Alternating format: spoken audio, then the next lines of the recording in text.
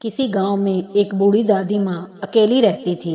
दादी माँ अपने गुजारे के लिए चरखे से कपड़े बुनकर बेचती थी। कपड़े बेच बेच कर दादी माँ ने काफी धन जमा कर लिया था और इस बात की खबर गांव के चोरों को भी लग गई थी। एक दिन मौका देखकर चोर दादी माँ के घर में घुस गए।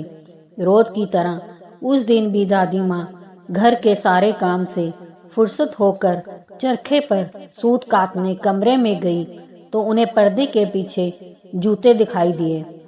दादी माँ समझ गई कि चोर घर में घुस आए हैं। दादी माँ पहले तो बहुत घबरा गई, फिर उन्होंने सोचा कि मैं इनका सामना तो नहीं कर सकती हूँ और अभी खतरे में हूँ। दादी माँ ने हिम्मत रखी और चरखे पर बुनाई करने लगी।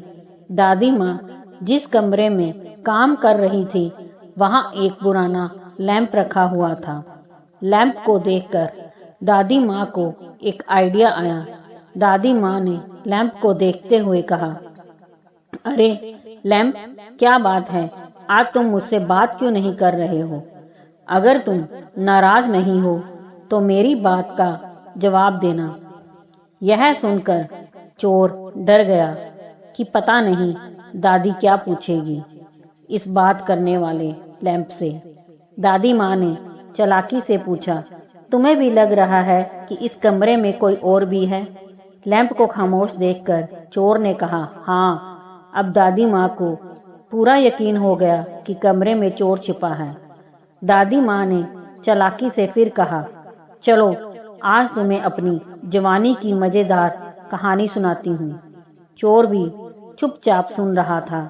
दादी माँ ने कहा, सुनो लैंप, एक बार मैंने दादाजी के लिए बढ़िया बढ़िया खाना बनाया। दादाजी भी बड़े मजे से खा रहे थे। तभी उनके खाने में जाने कैसे एक बाल आ गया और वो बहुत नाराज हो गए और मुझे जोर जोर से पीटने लगे और मैं भी जोर जोर से चिल्लाने लगी, बचाओ बचाओ। दादी माँ जोर जोर से चिल्लाती रही, बचाओ बचाओ। चोर को कुछ समझ में आता इससे पहले दादी माँ की बचाओ बचाओ की आवाज सुनकर पड़ोसी आ गए और उन्होंने चोर को पकड़कर खूब पिटाई की और चोर को पुलिस के हवाले कर दिया। दादी माँ की सूझबूझ और हिम्मत से उनकी जान बच गई। दोस्तों, अगर कहानी पसंद आई हो तो लाइक, सब्सक्राइब, शेयर जरूर कीजिए।